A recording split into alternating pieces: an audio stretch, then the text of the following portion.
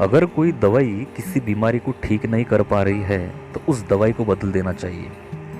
दोस्तों, पढ़ते या पढ़ाते समय अगर किसी बच्चे को कोई बात समझ नहीं आ रही है तो वह बात किसी बीमारी से कम नहीं है।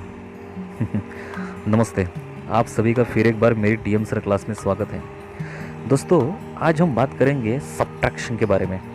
जब सब्ट्रैक्शन में कैरी होल्डिंग की बात होती है तो हमारे 20 से 30% बच्चों को सब्ट्रैक्शन करते समय कन्फ्यूज़न होता है या उनकी कॉन्सेप्ट पूरी तरीके से क्लियर नहीं हुई रहती है। दुर्भाग्यवश मैंने अपने करियर में दूसरे स्कूलों के कक्षा 5वीं से 7वीं तक के बच्चों को सब्ट्रैक्शन करने में गलती करते देखा है।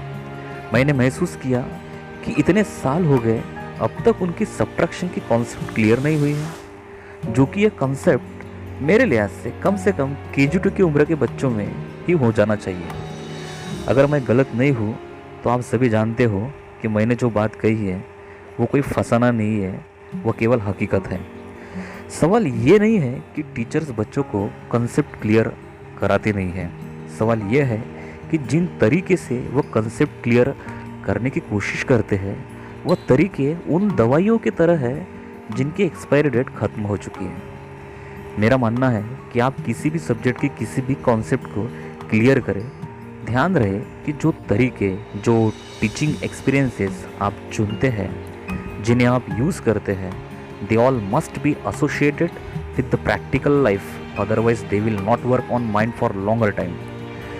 चलिए देखते हैं सब्ट्रैक्शन को क्लियर कराने का एक ऐसा कारगर तरीका जो पूरी तरीके से प्रैक्टिकल है, जिसे हमने एक स्टोरी के माध्यम से ड्रामेटाइज करने की कोशिश की है।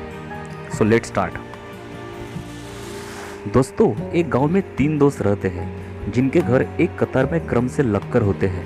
पहला, जिसके पास हमेशा 1 रुपये के सिक्के होते हैं, वह अपना व्यवहार हमेशा सिक्कों में करता है। उसे गांव में इसीलिए वंश के नाम से जाना जाता है।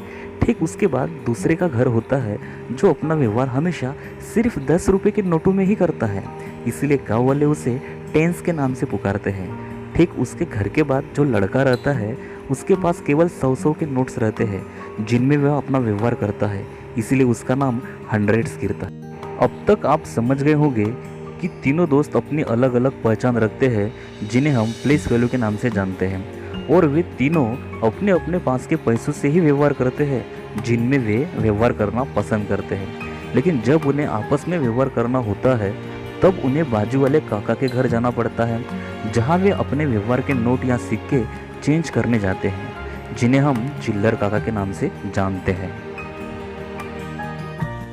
तो चलिए दोस्तों, अब हम इनके एक व्यवहार से सब्ट्रैक्शन को समझने की कोशिश करते हैं। जैसा कि आप स्क्रीन पर देख रहे हो कि पहली संख्या 513 है, यानी 513 है, जिसका मतलब वंश के पास 1 रुपये के 3 सिक्के हैं, जहाँ टेंस के पास 10 रुपये की केवल 1 नोट है और 100 के पास 100 की 5 नोटें हैं। जब मैं वंश के पास गया और बोला कि मुझे 1 रुपये के 7 सिक्के चाहिए तो वह बोला, सॉरी मेरे पास तो इस वक्त सिर्फ 3 सिक्के हैं, लेकिन मैं टेंस से मांगकर तुम्हें देता हूँ। तो वह टेंस के पास गया और टेंस ने उसे अपने पास की बची हुई 1 नोट दे दी, लेकिन मुझे सिक्के चाहिए थे।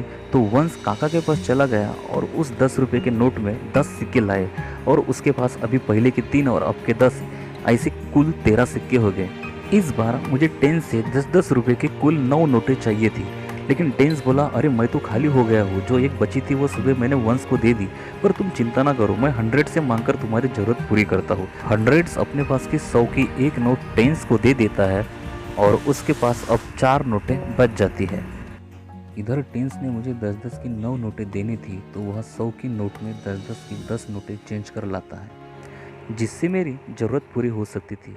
फिर मैं 100 से मिला और उसे 100 की 2 नोटें मांगी, तो उसने कहा, ठीक है मेरे पास 4 नोट है, तुम 2 नोट रख लो। इस तरह से दोस्तों तीनों दोस्तों ने मेरी हेल्प की और जिससे मुझे जितने रुपए चाहिए थे उतने वे दे सके। मुझे 7 सिक्के दिए जिससे उसके पास 6 सिक्के शेष रहे। टेंस ने मुझे 9 के 10 नोट दिए जिसके उसके पास 1 नोट बची, और 100 से मैंने 2 नोटें मांगी जिससे उसके पास में 2 नोटें बची रही। हम सब जानते हैं कि बच्चों में पैसों की समझ 5 साल तक के विकसित हो जाती है।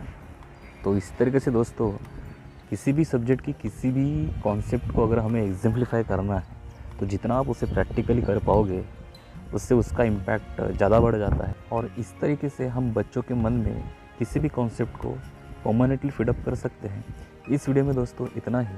मिलते हैं अगले वीडियो में एक नया इशू लेके। तब तक के लिए थैंक यू, बाय बाय।